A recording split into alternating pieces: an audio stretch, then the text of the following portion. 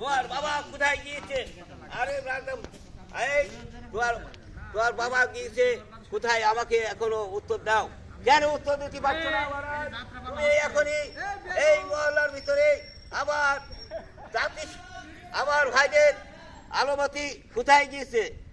আলোমতিকে ডেকে নিয়ে আসো। এখনই বিচার হবে এই রাজমহলে। এই বিচার করে তাকে চরম একটা শাস্তি দেওয়া হবে।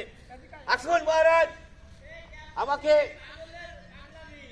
আমাকে হলো বলুন আপনি বলুন আপনি। আচ্ছা, ঠিক আছে। তাকে বিচার আমি নিজে হাতেই করে দেব। আপনার কোনো নিশ্চিন্তার ভাবে আপনি থেকে যান। এর পরিবর্তে যদি আবার ওই আলমতি যদি না নিয়ে আসে, তাহলে তার বাপকে গর্দান দেওয়া হবে। হ্যাঁ। আচ্ছা মহারাজ, আমি আপনার ছেলেকে আমি অনেক ভালোবাসি। আমি একটা ভিখারিনী মেয়ে। যেভাবে হোক আপনাকে মাফ করতে হবে। আমার আপা গিয়েছে আপনার বাড়িতে কাজ করতে, না খেয়ে না দিয়ে উপহার করছে। আপনি যেভাবে হোক আমাকে সহানুভূতি দেখাতেই হবে রাজা মহারাজ। গান ধরে একটা গান গাবে তো, পাশে গান গাবে একটা। ওই বইতে হোক।